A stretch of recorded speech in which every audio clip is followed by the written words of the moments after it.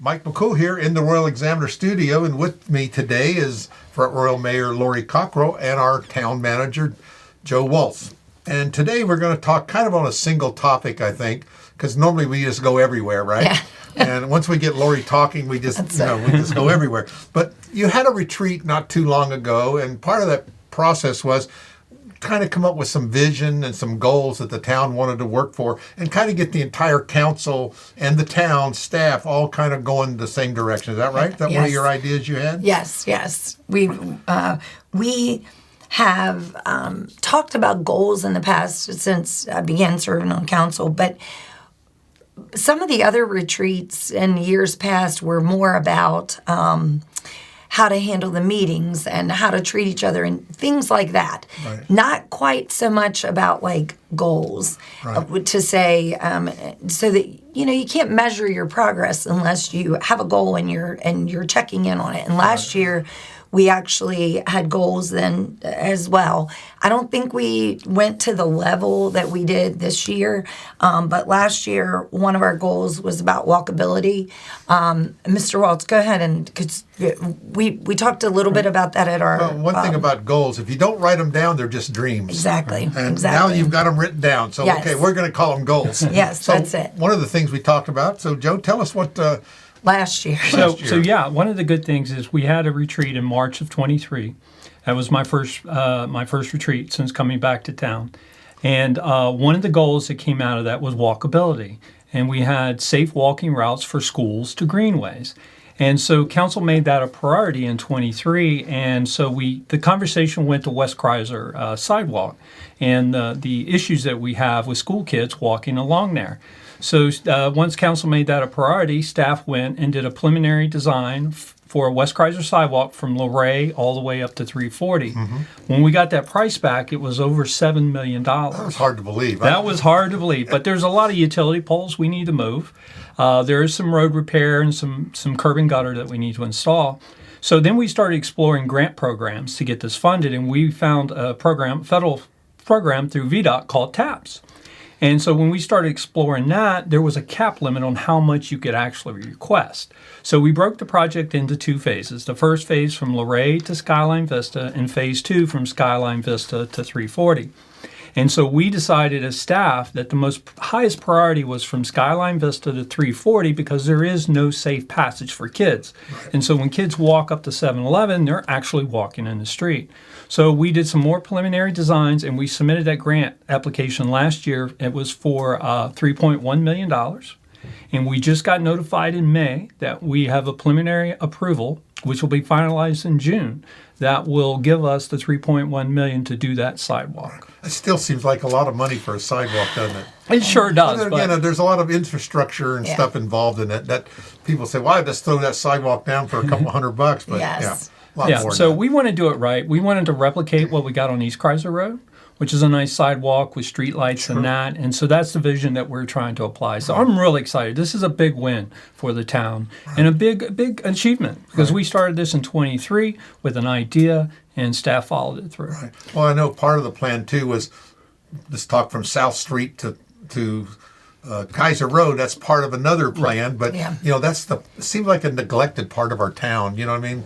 It's like I call it an invisible part because most of us don't go there. Right. Very true. But it's what our tourists see because they're going to the park. That's the last thing they see before they leave town, and that really should be, like you say, look everywhere else. And what was encouraging about this is because knowing that last year we set a goal and we were able to make progress on it. And so that makes these, what we did at the beginning of this year even more, it's more energizing because you're like, okay, we set a goal, we made progress, so many times you set a goal and they just kind of, let's be honest, they can go on the shelf, kind of collect a little dust, and then the next election cycle rolls around and somebody goes, oh, I think we should do that, when it's already been brought up. But as far as this year goes, as Joe said, in January and February, we started on a retreat. And so, but before that, before we even got together in the same room with our facilitator, which was Dr. Mike Chandler, and he's actually a professor, but he also has served in local government as a elected official, and I felt like he brought a different perspective for that, and that was good, Sure. because he would start to bring things up, but he knew what the challenges were to be in this role. So it started off with surveys, and when I say surveys, these were not like check 1, 2, 3, Sure. agree, disagree, strongly disagree. They were a lot of open-ended surveys, and I'm going to be honest with you, like you needed a couple hours to be able to fill this out. It was very in-depth questions. And everybody on council and myself did these surveys. And then he took the information and he tried to find commonalities because, looking at 7 different people's perspective. And once he looked at those commonalities, then he sent a follow-up survey, which was another lengthy thing of answers. And really, like I said, you couldn't just give a yes or no. Sure. You had to back up what you were saying. Narrowing it down, right? Yep. And so then when we got together across those 2 evenings, there was more work that could be done. So there was a lot of work done individually by council members and myself first before we came together. But what was interesting is that he did find commonalities, and he said, these are the things that it looks like everybody shares this interest and everybody believes this is important. And then we had to look at how are we going to go about it?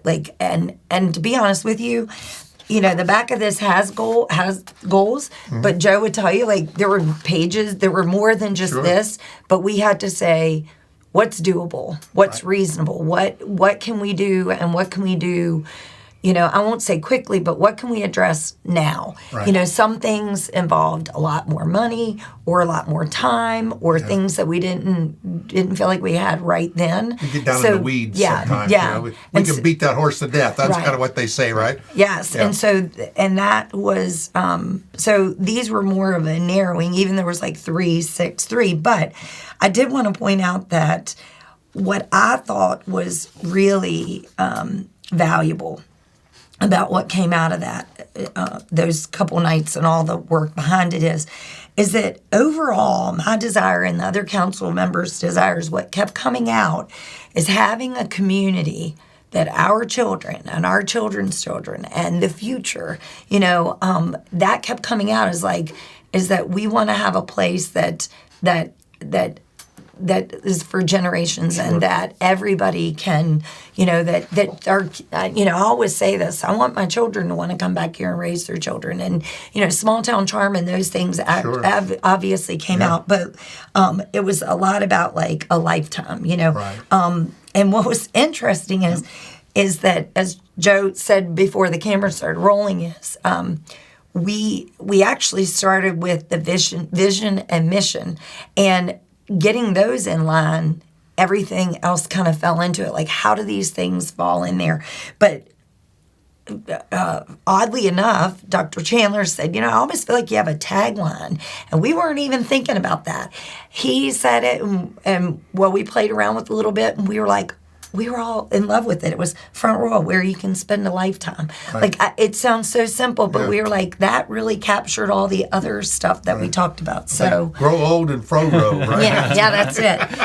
But we also we had core values, and some of the ones that I think everybody can relate to is accountable, ethical, respectful, responsive, and transparent. Those were the things. And then the council goals, when we all looked at, like I said, pages of them, and again, this did take over a couple months, because then we met again and narrowed things down, but they all kind of fell into 3 categories. And one was promoting community and economic well-being, practicing good governance, and sustaining our infrastructure, because that was the thing that kept coming out. Somebody would say, we need to be responsive to our citizens, but what else do we need to be responsive to? And so I think those 3 categories, pretty much everything we were coming up with as goals fit under one of those, and in some cases in a couple of different categories. Sure. So what I'm thinking of when I hear all this is it's like the Rotary 4-way test. So maybe when the council is making a decision on something, I like that. maybe we should look at it and say, does this fit in line with our goals or our vision statement or our mission statement. And if it doesn't, let's stop talking about it until it does. What do you think of that idea? No, actually, I'm writing You it down, Mike. I did. I wrote down 3-way test. But it is true. Do those things does it meet what we're trying to do? Yeah. And I think that's what aggravates citizens in general is we come up with all these things. We say we're transparent, but then you hide stuff. Or you probably don't, but it gives the appearance of. I was going to say we don't, but I get it. But, people think you do, or you think of this, well, they do this, or they're not business friendly. They're not this. And maybe we just need to, all our ordinances and all our decisions, we need to look at it and say, does this fit our goals, mission statement, our vision? Right. And if it passes those tests, then we can move forward. If not, let's send it on back until we can make it do that. Because we spent all this time to get here. Right. Why'd we do that? And sometimes people's perception is that it is the government's role, and sometimes it's not. It's not. And that's the other thing about the test or whatever. Sure. Is it really our role? Is it a town function? Is it really our business? Quite frankly, Sure. People want you to fix things, and sometimes it's not. It's not. Yeah. I mean, you want to try to make everybody happy, but sometimes it's not. That's hard. Yeah. I think Joe and I have had this conversation. Is it a town function? You're right. Is it really a town responsibility? You get it when you're campaigning. Well, we want to do something with the schools. That's not a town responsibility. So it falls in that line. Right. A lot of times it's so easy to get down in those weeds because it sounds good. We should be doing it, but is it a town function? And I might even agree with it. I just want to say, there might even be times where people come to me and I think, ooh, that is true. But then I have to remind myself that that's not our role. Let's run over to the Board of Supervisors. That's their responsibility. Yeah, there you go. So I think they've been working on the same idea, too, getting their vision and goals down. Yeah. And they should be doing the same thing. And we all should, even in our family. Same thing. It's just fit into what we believe. Yeah, so it's something that I think everybody needs to do. And it's one of those things they have a lot of dreams, but not very many goals. Right. And I do think we're calling ours our FY24 goals and action plan. So, the goals are the promoting community and economic well-being governance, but then the action plan is how we're going to do it. Right. Sure. So one of the things I thought was really great about our retreat this year was it really had an underlying theme of communication and engagement.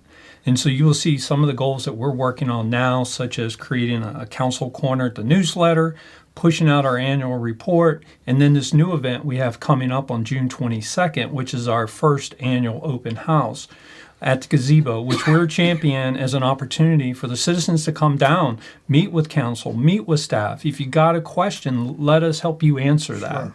And so we're really excited about that. And that's what I'm excited about is that overlying theme that we saw about communication and engaging the citizens and letting them know what we're doing and why we're doing it. Well, and coming here. Yeah, I brought our newsletter. I was going to say when I was collecting, because we talked, one of our goals was, as Joe said, about to improve communications, the quarterly newsletter council initiative, but also, and when I was looking at our goals, the open house, that's number 3 on there, but we're excited about that. Right. Well, I've been after Lori for a long time to start coming in and sharing things that are happening at the yes, and she has. She's been here. Not enough. Every time I see her, she apologizes for not coming in, but she says, "I'm bringing Joe the next time." Yeah, I did say that a month ago. I was like, "Can Joe come in? Can Joe and I come in? We'll talk about this." And I told you we want to come back in a couple weeks. We'll share the annual report because that was very valuable. Yeah. I mean, that's part of the whole idea. And again, it's an easy way to do it, and people appreciate it.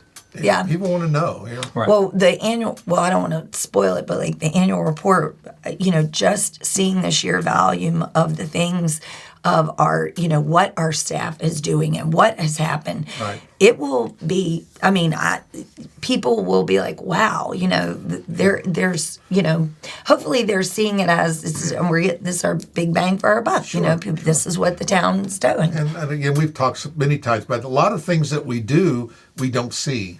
You know what he said? Absolutely. Most of our assets are underground, Underground, right? Absolutely. And that's a town function. I mean, Yeah. you know, we've got the water, we got the sewer, we got the electric. We don't really Yeah. do much else. I mean, Right. in a That's true. sense. Yeah, we spent a ton of money on that, but people have no But those are issues idea. that have gone back 50 or 100 years. Okay. It Agreed. needs, that's Yeah. just been kicked down the road. And Right. finally you get Yeah. to the point where you run out of road Right. and you have to take care of it. And just so you know, when you were talking about that, like one of the 3 goals was sustaining our infrastructure, because that, you know, you just mentioned that there are things that really should have been taken care of in the past Sure. that weren't, and that stuff catches up with you after a while. I mean, I think about some of the things we were talking about, the sidewalk. You know, and it does sound like that's crazy to think just that small piece would be $3.1 million.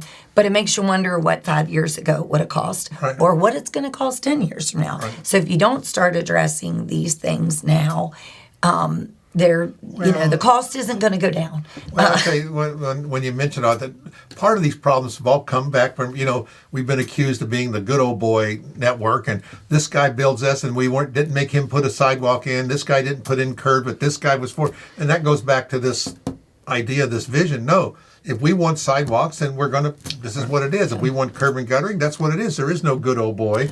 And it's, I told you before, there's no good old boy here, right? but you understand what I'm saying. And I think that's why we need firm policy everybody can agree to. Yeah. And it goes back to this test again. Every time someone brings it up, does it pass our test? Yes, absolutely. And I think that's a strong thing that the mayor needs to, you got to put a hammer down on it.